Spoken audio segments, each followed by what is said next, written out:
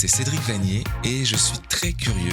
Artiste, ami, danseur, inconnu ou même, pourquoi pas, chasseur d'étoiles, 2 fois par mois, je te propose une conversation intime avec un être qui m'est très cher. Ensemble, les yeux dans les yeux, nous irons à l'essence des choses. Cette semaine, je reçois l'acteur-metteur en scène Alexis Rocamora. La première fois que je l'ai vu, c'était à une lecture au studio Héberto, époque Covid, version masque sur la bouche, un souvenir. Je n'ai vu donc que ses yeux, malicieux, pétillants, j'y ai vu de la bonté aussi dans ce regard, coup de cœur. Il est acteur, metteur en scène, d'ailleurs il a déjà plusieurs mises en scène à son actif, notamment La Cantatrice Chauve, qui fut jouée au Lucernaire, L'Atelier de Grimbert, que j'ai beaucoup aimé, Panique au Plaza, Folie baroque. Il est Justin dans L'Affaire de la rue de l'Ourcine, mise en scène par Justine Vultaggio, l'un des succès du Avignon Off 2022 et 2023. Il est toujours par Mons et par Vaux, il a un rire tonitruant, bref, il est bien vivant et ma foi, c'est chouette. C'est Alexis Rocamora. Bonjour Alexis, ça va ? Bonjour Cédric, très bien, merci. Tu te sens bien ? Tout va bien, t'es sûr ? Tout va très très bien. Super, je suis heureux de passer un peu de temps avec toi et peut-être d'en savoir un peu plus sur toi, qui sait.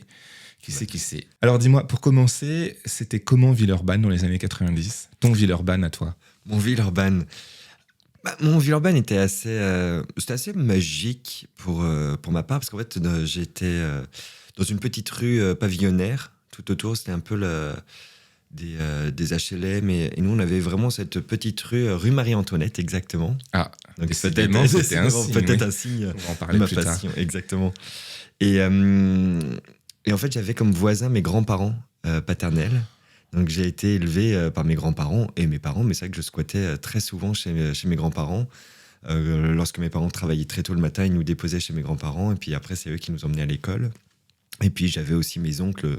J'avais 2 oncles qui habitaient encore chez mes grands-parents quand j'étais tout petit. Et donc, voilà. Donc, ça a été vraiment...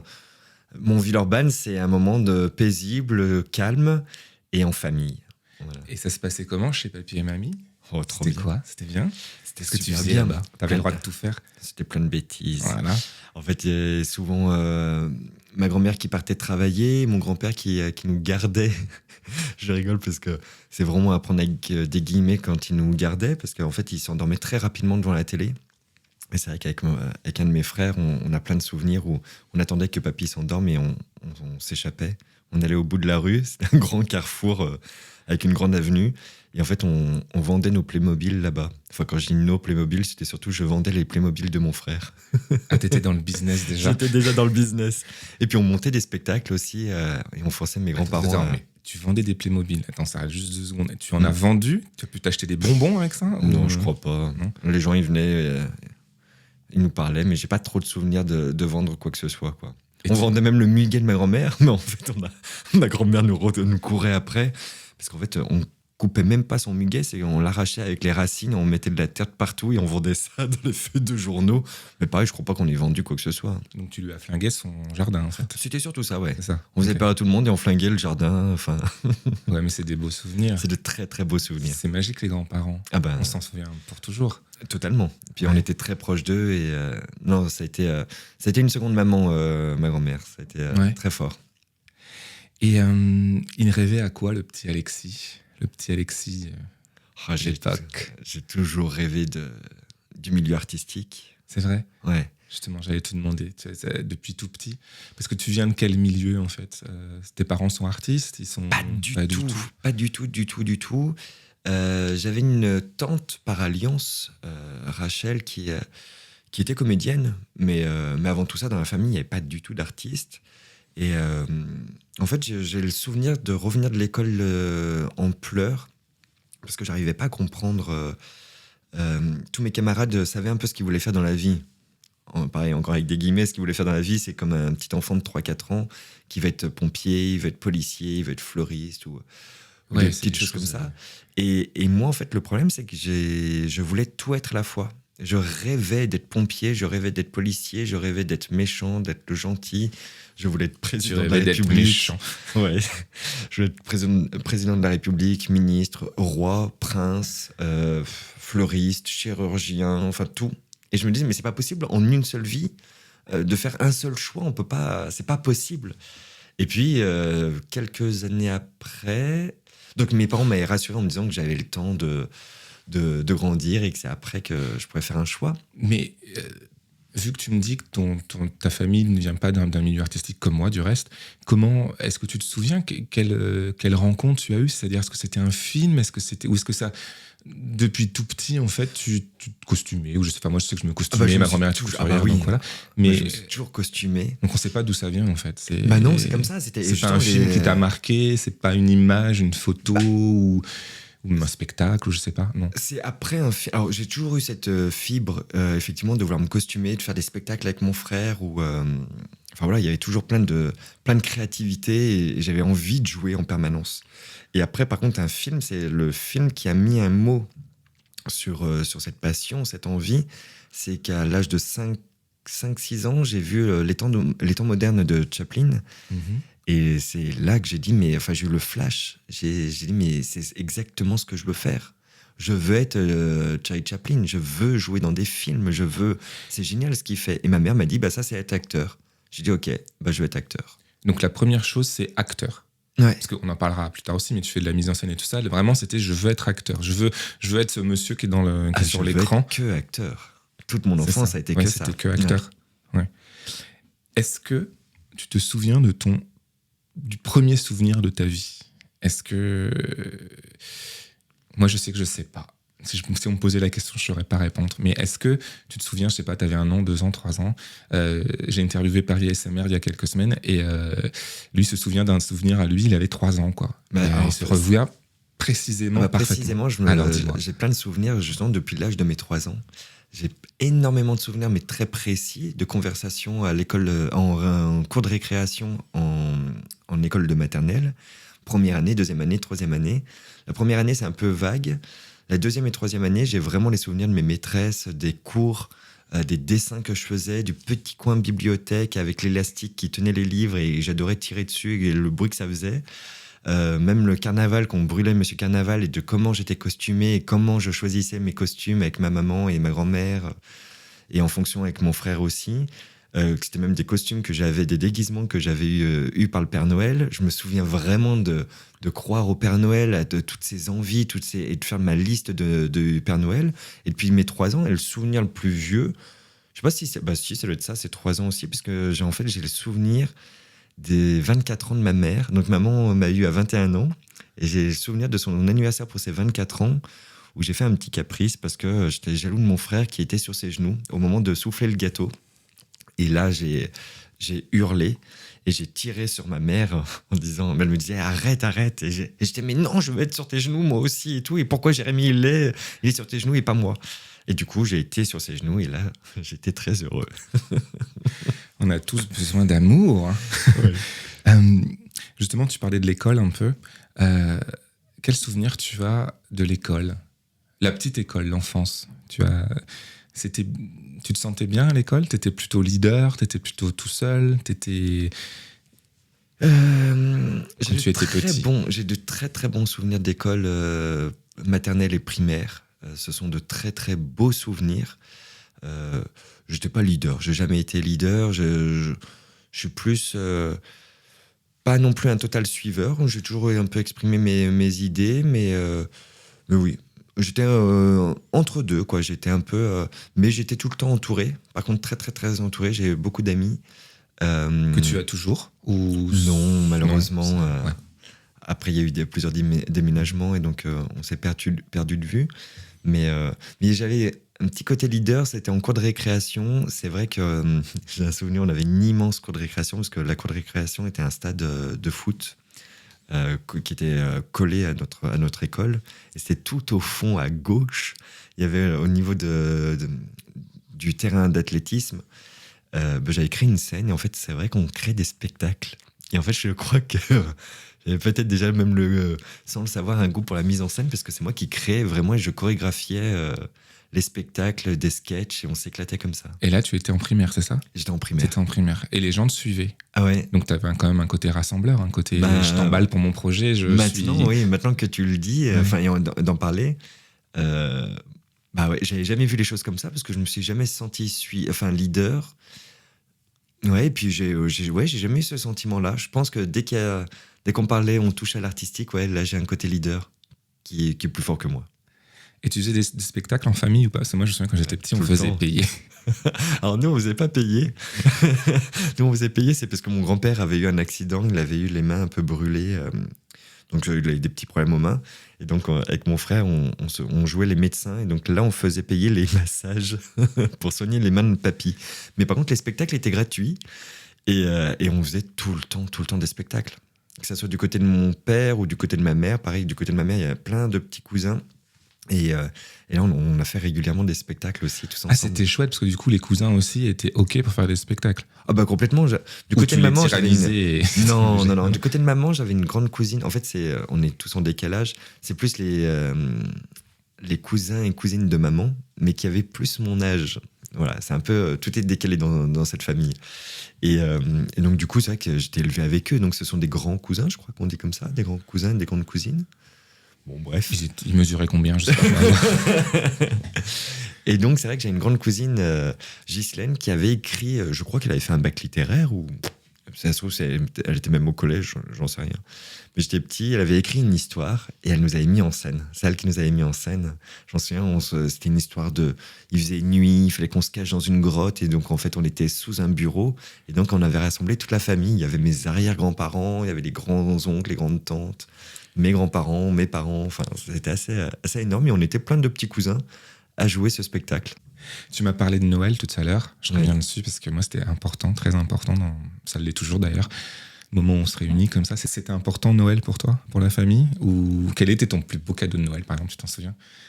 Ou ta plus grosse déception? Non, Enfin, en tout cas, pour répondre à la première question, oui, Noël a été très important. Pour moi, c'était magique. C'était les moments... je crois que c'est mes plus beaux souvenirs de famille. Tu en parles au passé. Oui. C'est vrai. C'est vrai parce que ce n'est plus du tout ma période... voilà, Pardon. J'ai perdu mon papa il y a 2 ans.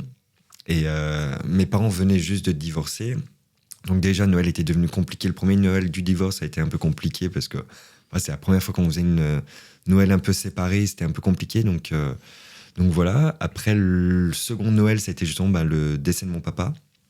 Donc là, un peu compliqué. Donc on a fui avec mes frères. On est parti à Toronto fêter Noël ensemble. Il est décédé en fin d'année, c'est ça? Et il est décédé en janvier, en janvier 2021. Il faisait quoi, papa et maman? Alors papa, quand j'étais petit, était magasinier dans une entreprise de matériel électrique. Après, il avait monté sa propre société de revente de matériel électrique. Et du jour au lendemain, il avait tout quitté. Il a fait une formation. Il était devenu réflexologue, façon Diane Chan. Voilà. Yes. Donc ça vient de ton papa, parce que je ne sais pas si les gens le savent, mais tu fais aussi de la réflexologie. Exactement. Tu es pas mal doué pour enlever les maux de tête, j'en suis témoin. Oui. Tu en fais souvent, ça? Tu as fait une formation pour le coup? J'ai fait une formation, Ouais. j'ai fait la même formation que Ton papa. Et je remercie justement l'Académie Diane Chan qui m'a accompagné dans cette formation. Et en fait, ça s'est fait avec le décès de mon papa, parce qu'en fait, lui-même voulait me former à la réflexologie. Je l'ai toujours un peu envoyé bouler parce que j'étais pris par mes activités artistiques et que je voulais pas tout mélanger. Et finalement, il y a eu comme un appel au moment de son décès de continuer, de reprendre un peu ce flambeau-là. Et en fait, c'est ce qui me plaît, c'est que le moment où je pratique, je me sens relié à lui. Il y a plein de moments où j'ai même pas la sensation que c'est moi, j'ai la sensation que c'est lui qui me guide dans les gestes. Mm-hmm. Et justement, il y a à chaque fois de très bons résultats, donc je suis plutôt content. Donc ça me rapproche de mon père, c'est une façon de me rapprocher, et en même temps, c'est enfin une façon aussi... j'ai toujours aimé être proche des gens et les aider. Et c'est vrai que des fois, de juste dialoguer, d'être l'oreille attentive, mais j'ai un côté un peu éponge, donc c'est des fois un peu épuisant, parce qu'en fait, du coup, c'est vrai que je ne me rendais pas compte, mais il y a des moments où j'étais déprimé, de prendre les mauvaises ondes, en fait, de mes proches. Et là, c'est une autre façon de leur venir en aide, et de venir en aide à tout le monde. Parce que du coup, d'avoir des outils, d'utiliser la réflexologie, c'est vrai que ça met une certaine distance malgré tout, une protection, tout en aidant les personnes, et c'est plutôt chouette. Et maman, elle faisait quoi? Et maman, Ou elle alors, fait quoi encore, je sais pas. maman, elle a fait plein de boulots différents. Quand on était tout petit, elle était secrétaire dans une entreprise, pareil, dans le matériel électrique. Après, elle avait travaillé, quand il y a eu des petits moments, ils ont fait construire une maison, donc c'était un peu plus compliqué. Puis on était 3 à la maison, 3 enfants. Donc elle avait travaillé un peu à l'usine pour subvenir aux moyens. Et après, elle a fait une formation de secrétaire médicale et d'assistante dentaire. Et elle a travaillé 10 ans dans un cabinet dentaire, plus d'orthodontie. Après, je crois, 6 ans dans un cabinet dentaire. Et maintenant, elle est secrétaire médicale dans un EHPAD. Avec tes frangins, ça se passe bien? Ouais. Ah, très, très bien. Ouais, bien. Mes frangins, Cool. c'est ma vie. T'allais au théâtre ou au musée ou avec tes parents ou encore une fois, tu as fait ta culture tout seul? Les musées, beaucoup. Ouais. Avec mes parents. Mes parents aimaient bien se promener, nous emmenaient beaucoup au zoo, dans les parcs, voir la nature, nous parler de plein de choses de la vie et de faire quelques expositions.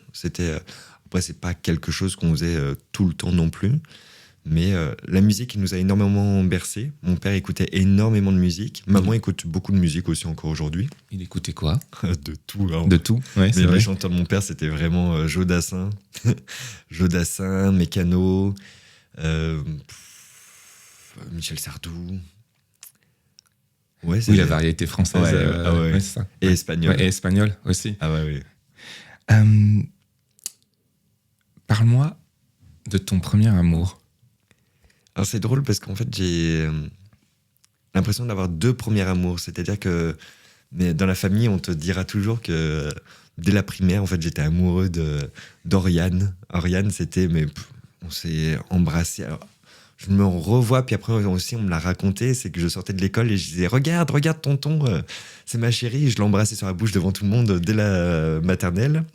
Et en fait, on était amoureux jusqu'en... En fait, c'est le collège qui nous a séparés. Mais toute la primaire, on était amoureux. On se séparait, on s'était mariés, on avait fait un faux Vous mariage. avez eu des enfants, tout ça? Enfin, On avait eu j'imagine, des ouais, enfants, bien sûr. on avait... voilà.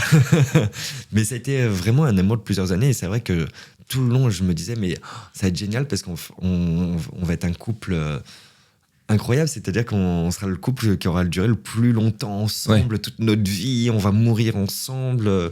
Donc, c'était un premier amour. Ça fait partie d'un des premiers amours. Et après, j'ai connu le vrai premier amour à l'adolescence, alors là, qui fait beaucoup plus mal.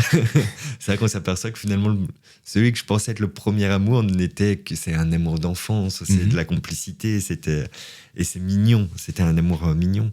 Le Vous premier... ne voyez plus avec Oriane? Non, malheureusement, pareil, on s'était revus, je crois, à 20 ans. On s'est revus une fois à 20 ans, et après, malheureusement... je la ne sais vie, pas. Vous voyez, oui. j'ai essayé de la chercher sur les réseaux sociaux et j'ai pas trouvé. Et donc le premier vrai amour, alors? Et le premier c'était vrai amour. Dévastateur? Non? Oh si, il m'a fait souffrir quand même, mais ça a été assez... c'était magique, parce qu'en fait, c'est vraiment une découverte de soi. On comprend plus ce qui se passe, quoi. On comprend plus ce qui se passe en nous, ce cœur qui fait hyper mal, qui bat à 1000 à l'heure, on a envie de suivre à l'autre bout du monde, on est capable de faire toutes les pires conneries, et on dévore la personne des yeux, du regard. Tu avais quel âge? Alors je l'ai rencontré, j'avais 14 ans. D'accord, t'étais jeune. Ouais. Et le moment où j'ai vraiment eu cet amour qui s'était vraiment développé, c'était à 15 ans. D'accord. Incroyable. Et Paris alors dans tout ça? Parce que là on est à Lyon. On est à Lyon à ce moment-là. On rêve de faire du théâtre. Papa et maman sont OK, ils me suivent dans mes aventures, on s'aime tous. Ouais. Et comment ça s'est fait, Paris? Est-ce que c'était une évidence pour toi que de monter à Paris pour le théâtre? Ou est-ce que ça n'est pas arrivé comme ça, mais il se trouve que maintenant tu es à Paris. Donc comment tu es monté à Paris? Maintenant, ça fait 13 ans, 13 ans que je suis à Paris. C'est bizarre parce que ça a été une... Aujourd'hui, j'ai envie de dire que c'était quand même une évidence. J'ai toujours adoré Paris, j'ai toujours rêvé de Paris. Et en même temps, à ce moment-là, j'ai entre 20 et 23 ans. J'ai fait une formation de théâtre sur Lyon. Je commence à travailler avec des compagnies lyonnaises et tout ça. Et en fait, j'ai envie de me battre contre cette centralisation, que tout est sur Paris. Et donc, parce que je suis très famille, très attaché à ma ville de Lyon. Donc, bizarrement, c'est vrai que c'était pour moi, puis c'est dur de tout quitter. D'un coup, c'était effrayant en fait, même de tout quitter. T'étais effrayé J'étais complètement effrayé. De me dire que je partais à un endroit où je ne connaissais rien finalement et de tout abandonner. Et si ça ne marchait pas? Parce qu'en fait, du coup, j'étais en couple à ce moment-là, on habitait ensemble sur Lyon. Donc c'est vrai qu'il a fallu tout emmener, on a emmené toutes nos affaires, ça nous avait coûté très cher de faire ce déménagement. Et on s'est dit, mais si à Paris ça ne marche pas, si c'est pas pour nous, il faudrait revenir. Enfin, c'était une mise en danger. Aujourd'hui, je m'aperçois que on a une maturité différente. Aujourd'hui, on est capable de prendre un peu plus de risques. Mais à ce moment-là, non, j'ai à peine 20 ans, 23 ans. Et c'est effrayant. Donc, je préférais lutter. Je ne voulais pas aller sur Paris. Mais en fait, au fond de moi, j'ai toujours voulu venir sur Paris. Oui, tu avais envie, mais tu avais peur. Et j'avais peur. Mais en même temps, je me disais, non, mais il ne faut pas y aller politiquement aussi. Enfin, il y avait peut-être cette sincérité de ça aussi. Il faut toujours que ça soit sur Paris. Vive la culture à Lyon. Il faut développer tout ça. Et en fait... je suis très, très, très heureux d'être sur Paris. Tu t'es senti bien assez vite à Paris? Non. Enfin, non. Oui. Moi, oui, en fait. Mais c'est ça. Ça a été je me sens très bien tout de suite dans la ville. Après, c'est juste parce que c'était très difficile. À 23 ans, j'intègre une école de théâtre que je dois payer par mes propres sous, plus un loyer par mes propres sous. C'était quoi l'école? J'ai fait les cours Jean Périmonie. Ah oui, c'est pas n'importe quel cours, non. Effectivement. Oui. Et c'est incroyable, très très bon souvenir. Parle-nous de lui. Oh, Jean Périmonie, c'était un des derniers grands maîtres du théâtre français. C'est une culture incroyable, un caractère incroyable. Alors, malheureusement, on n'a pas pu connaître son tempérament légendaire parce qu'apparemment, c'était quand même un personnage qui poussait des sacrées gueulantes. Là, il était assez âgé et fatigué, donc il était plutôt mignon. C'était vraiment notre grand-père. Il y avait eu un vrai accompagnement. Et j'ai eu un vrai lien avec lui. On s'appelait régulièrement parce qu'on partageait ensemble une passion qui est l'histoire. Et donc, on s'appelait régulièrement et c'était un très, très bon maître de théâtre. Comment tu travailles une mise en scène? Certainement différent de pièce en pièce parce que c'est pas toujours les mêmes sujets. Je sais que tu as travaillé de la comédie, tu as travaillé des choses beaucoup plus dures comme l'atelier de Grimbert. Totalement. Le repas des fauves également. Le repas des fauves, oui, j'ai pas cité tout à l'heure. Est-ce que tu as quel est ton processus en fait? Peut-être pas en détail, il faut pas dire les secrets, mais comment tu fonctionnes? Est-ce que tu as besoin de schémas, de comment voilà. Alors c'est très particulier parce qu'en fait une mise en scène c'est pour moi je lis la pièce et généralement je la lis en une fois. Enfin je la lis qu'une seule fois et tout de suite j'ai les images. C'est en fait comme un film. Toutes mes mises en scène ont été un film dans ma tête. Donc c'est pendant que je lis très lentement, très très lentement. Et en fait, c'est parce que justement, je visualise tout et les moindres détails. Et donc, c'est un film qui prend naissance dans ma tête. Et puis après, en fait, la nuit, je vais le rêver et je vais revoir tout ce film dans les moindres détails et le voir évoluer. Et donc, à chaque fois, ça va évoluer.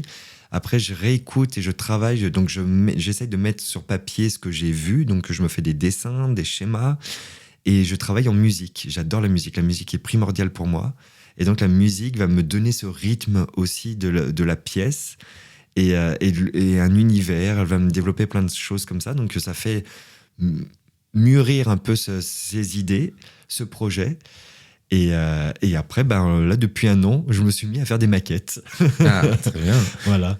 Donc je m'amuse à faire des maquettes et donc je m'amuse avec mes petits personnages. Donc tu as les petites poupées, les petits acteurs. Et les petits acteurs, je les place et je relis chaque scène et je me dis un tel va dire ça ici et donc après j'essaye de visualiser, de dessiner, de faire mes schémas. Et puis après il y a la mise en pratique sur le plateau et ça aussi c'est une autre part d'évolution parce que du coup en fonction de chaque comédien on peut faire évoluer, ça va modifier aussi, donc, mais par contre c'est vrai que je démarre toujours en faisant une première proposition quand même d'une mise en scène.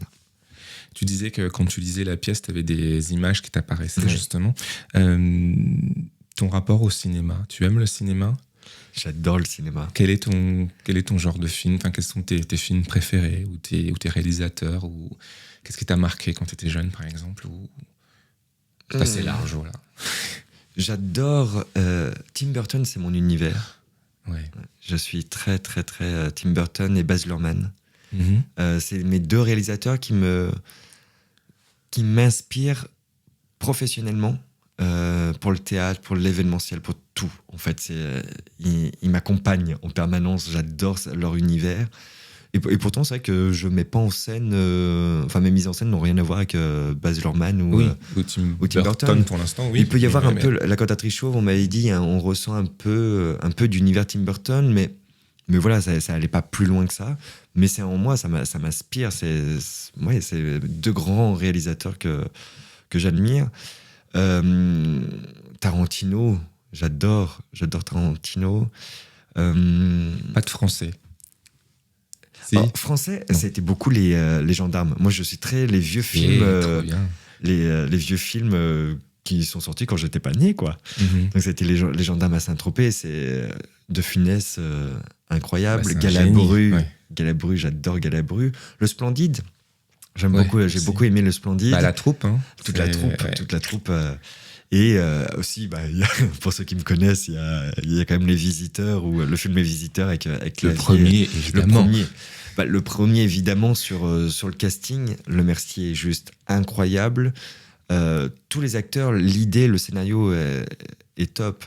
Le 2, c'est le scénario. Les répliques sont magnifiques. En fait, c'est un vrai régal en termes de répliques. Je m'arrêterai là. Voilà. Tu ressens quoi quand tu es sur scène ?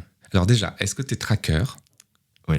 Très, c'est-à-dire quand tu joues au théâtre. Cet été, par exemple, tu as joué pendant 1 mois au Festival d'Avignon, c'était génial, vous avez été rempli quasiment tous les soirs. C'était complet tous les soirs. C'était magique, quoi, super. Le lieu était génial en plus. Ouais, le théâtre de Luciole. Comment ça se passe une journée pour toi quand tu sais qu'à... bon, alors, Avignon, c'est un peu spécial, vous jouiez tard, mais disons, quand on joue à 20h. Enfin, comment se déroule une journée pour toi quand tu sais que tu joues le soir ? C'est de l'excitation. Oh, avant, j'étais très, très, très tracteur. Oui. Tracker. Attention, il va y avoir un rire qui va arriver peut-être. On se maîtrise. Non, avant, là, j'étais en angoisse. Parce qu'il y avait un horaire où, genre à partir de 16h, on peut plus te parler. Dès le matin, j'étais en angoisse. Dès le réveil, dès que j'allais jouer, mon Dieu, il fallait surtout pas me parler. Enfin, on me parlait, mais j'avais une boule au ventre, j'avais envie de vomir tout le temps. Je parlais tout le temps, je me taisais. Enfin, fallait pas me parler, il faut me parler. Horrible.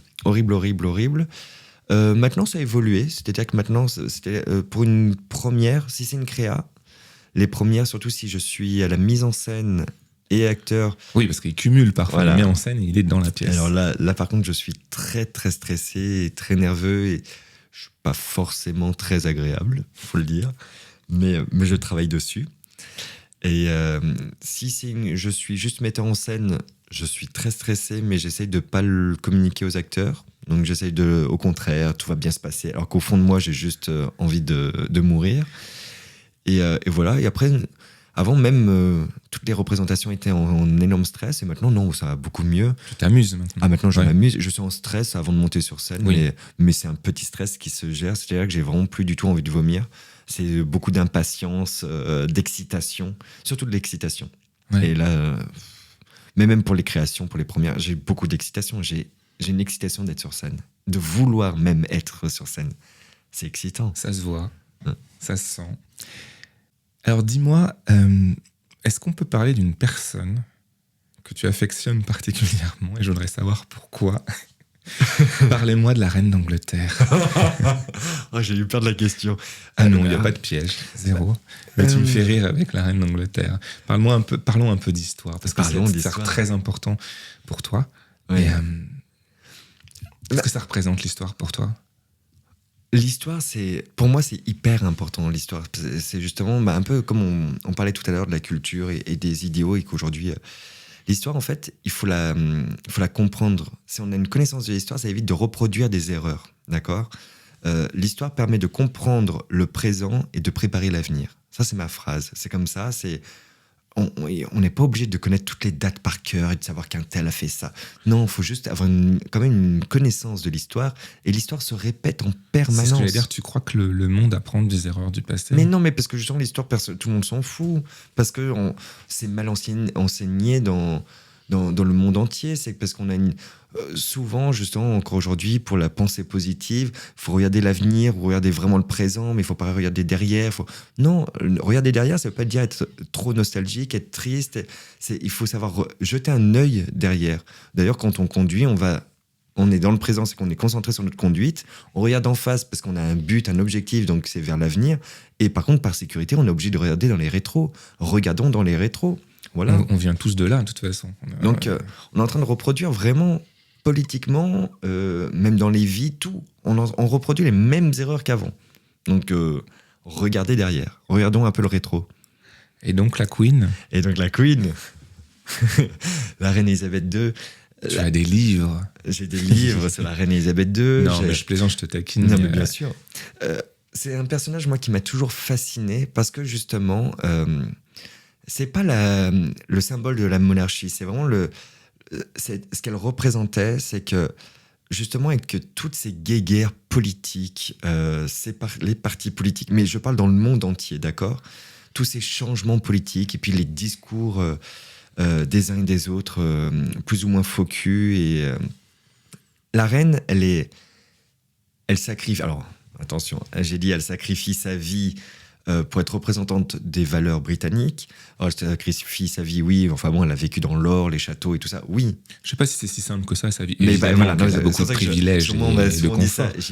C'est voilà, beaucoup de privilèges et de confort, mais par contre, c'est pas du tout une vie. C'est là où c'est un sacrifice, c'est qu'elle n'a jamais, elle devait pas exprimer son opinion. Il y a eu pas mal de conflits avec sa sœur parce qu'elle a dû empêcher des mariages. Enfin voilà, c'est plein de choses parce qu'elle est représentante de valeurs.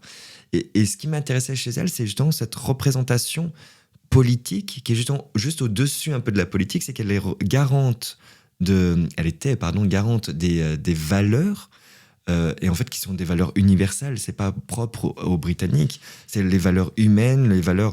Il y avait une sorte d'équilibre avec elle. Et ce qui était génial, c'est que justement, c'était la monarque la plus âgée au monde, et elle avait rencontré tous nos grands dirigeants, et elle avait vécu la Seconde Guerre mondiale. Elle avait vécu les bombardements. Elle avait été l'image qu'on avait dans les années 90 et 2000 de la reine hyper guindée, hyper prout-prout. La reine a quand même été mécanicienne pendant la guerre. Elle était beaucoup plus roots, à mon avis. Mais complètement. Elle était tout le temps avec son fichu dans les cheveux, à la campagne avec des bottes en caoutchouc, et elle adorait ça, elle adorait conduire. Et j'adore, elle a toujours été... Elle pouvait pas se prononcer, mais elle a toujours eu un sens de l'humour, et elle a toujours su exprimer... Elle savait quand même faire passer... bien sûr, ses messages. Et à un moment donné, elle était avec un Qatari ou un des rois de l'Arabie Saoudite, ou je sais plus, où dans ces pays-là, les femmes n'ont pas le droit de conduire. Et elle le reçoit à Windsor, et en fait, elle l'emmène faire un tour de voiture. Et c'est elle qui conduit. Et elle la conduit, mais comme une malade. Apparemment, elle conduisait très vite. Elle a une conduite très sportive, mais elle me l'a toujours maîtrisée.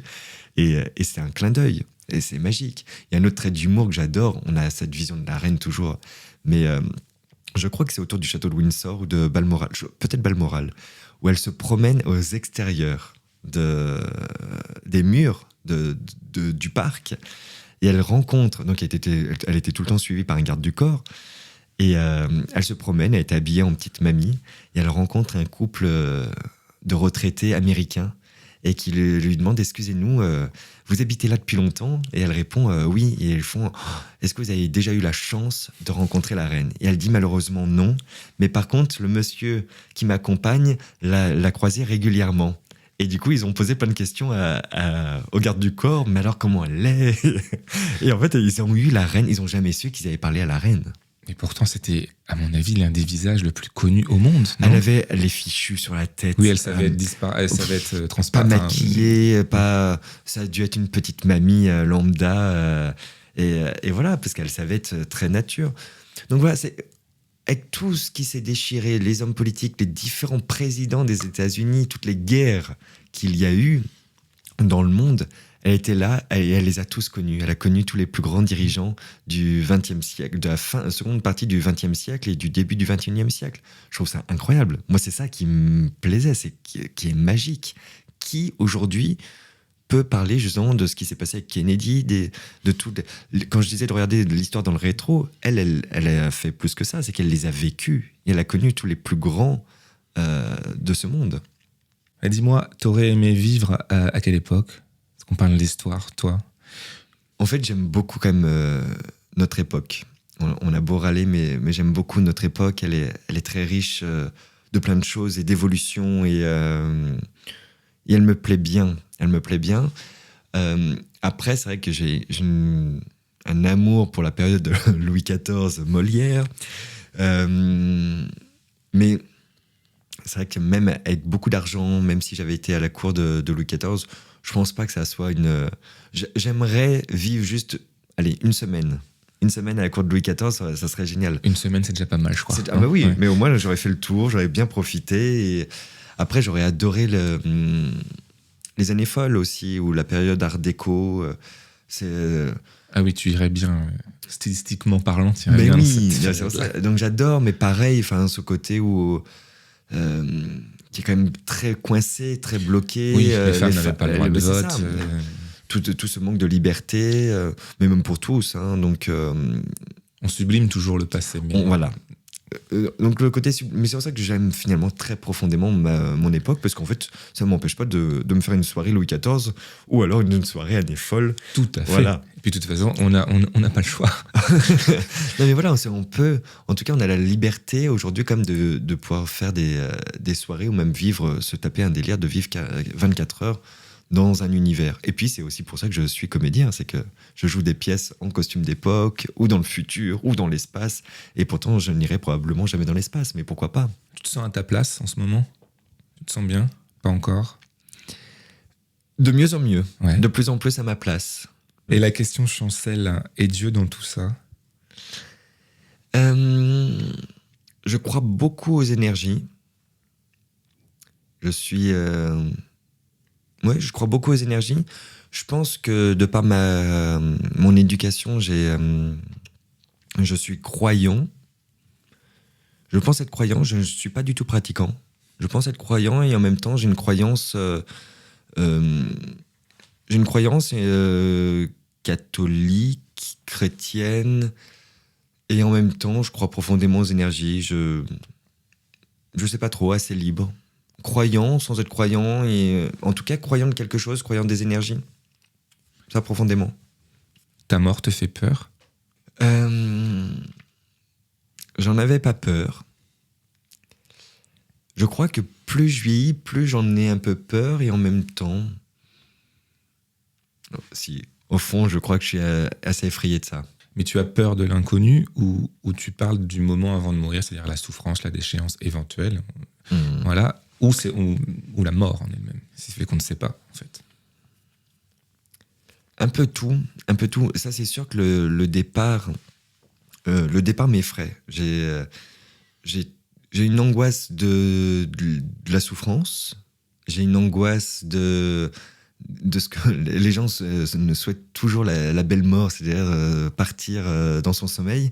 Et moi, pas du tout. Ça, c'est la pire des angoisses. Ah oui? Ah ouais. Ah, ça m'angoisse. Mais alors ça, par contre, oui. Ça m'angoisse profondément. Mais tu t'en fous, tu sais plus. Mais justement, j'ai des angoisses de... Je pense que c'est pour ça que j'angoisse un peu de dormir. Je suis un gros dormeur, j'adore dormir, j'adore faire des siestes. Mais la nuit, j'ai vraiment du mal à m'endormir. Par contre, après, je fais des nuits de 10 heures, ça, il n'y a pas de souci.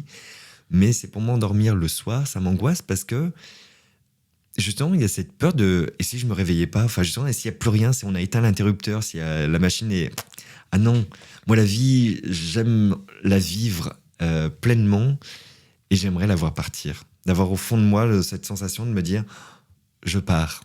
J'aimerais, idéalement, oui. J'adorerais partir vieux dans mon lit, Oui, sur entouré... scène avec du champagne. Et tout ça, avec du champagne, être entouré de tous mes proches et juste de leur dire au revoir, merci et au revoir, quoi. Faire une sortie de scène, merci et au revoir. Oui. Et de me sentir partir et de fermer mes yeux, quoi, tout doucement. Ça serait, ça serait idéal. Ça, pour moi, c'est ma belle mort. Voilà. Bah, ce Sinon, sera ça idéal m'angoisse. alors. Oh oui, on l'espère. Falloir. Mais le plus tard possible. Le plus tard D'accord, on a possible. du temps. Mais je pense que dans toutes circonstances, je pense que je ferai comme une sortie. Je te crois sur parole. Quelle est la personne qui te manque le plus au monde? Pardon.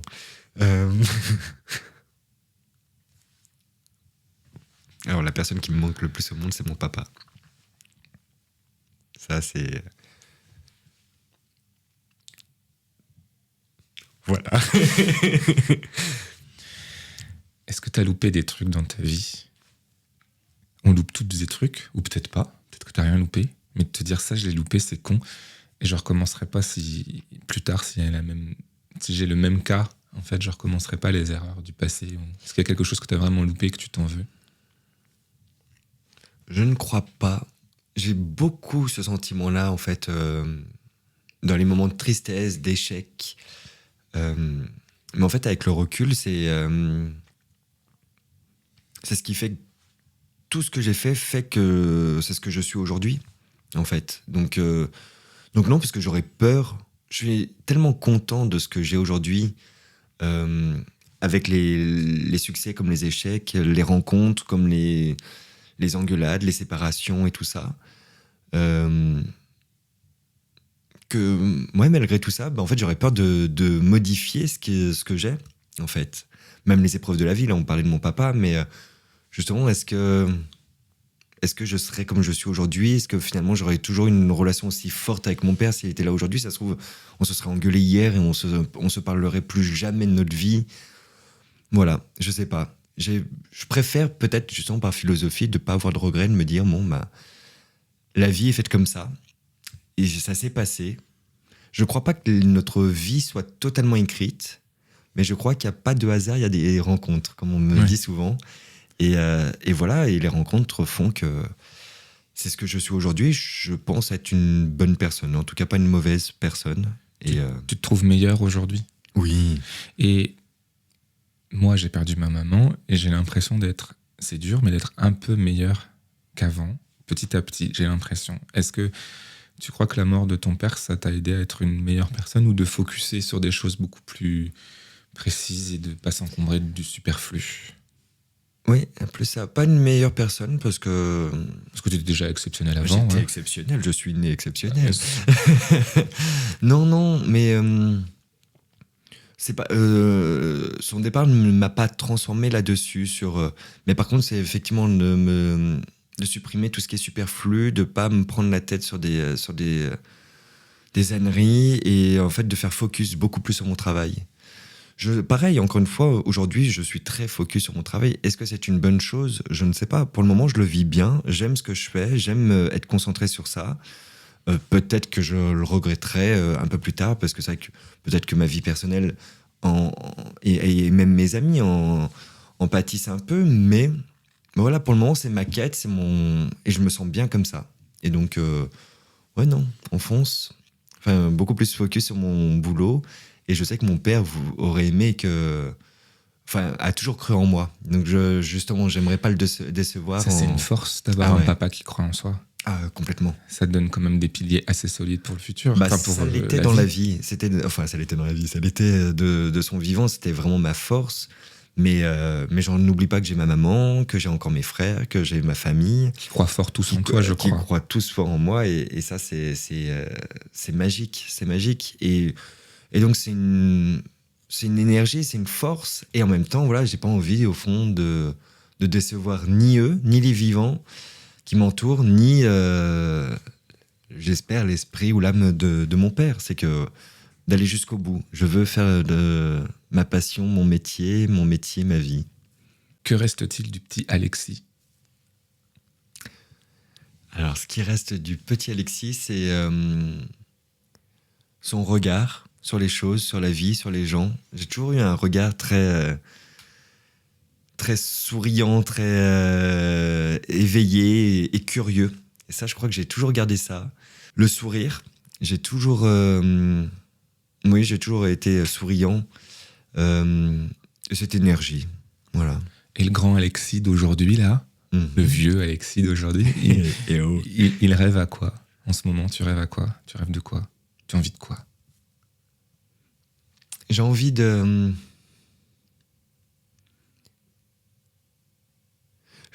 d'épanouissement professionnel, culturel. Je rêverais de continuer ce que je suis en train d'entreprendre aujourd'hui, d'avoir les rencontres que j'ai aujourd'hui, les amis que j'ai aujourd'hui. Je crois que c'était, on en a parlé et tu en fais partie, Cédric. C'est depuis 2 ans, justement, j'ai fait de merveilleuses rencontres qui, pas à dire que mes amis avant ces 2 ans n'ont pas été importants. Tout le monde a eu son importance et son impact sur ma vie. Là, c'est juste effectivement des personnes dont tu fais partie, Cédric, mêlées à notre travail, au milieu artistique, et on collabore aussi ensemble professionnellement, et que vous êtes devenus des amis très très proches, et vous êtes devenus hyper importants. C'est vrai qu'on a une certaine confiance les uns les autres, et une force où on se porte tous ensemble, et j'adore le regard qu'on se porte les uns les autres. Et voilà, si on peut continuer à évoluer comme ça, et finalement, on n'a pas de frontières, j'aimerais qu'on puisse accueillir tout le monde, comme je disais tout à l'heure. C'est vrai que si on est tous ensemble, réunir toutes nos familles de théâtre, de photographie, de cinéma, de tout ce que vous voulez, mais qu'on puisse faire plein de projets ensemble et de faire rire les gens, leur donner de la joie, même si on fait des pièces tristes ou quoi que ce soit, mais c'est de donner de la culture, quoi. Sortir les gens et qu'ils se sentent bien, les sortir du quotidien. Merci Alexis, c'était cool de parler avec toi. C'était un très beau moment. Merci. Merci. Si tu as aimé cette conversation, n'hésite pas à la partager sur les réseaux. Moi, je te dis à très bientôt, les yeux dans les yeux.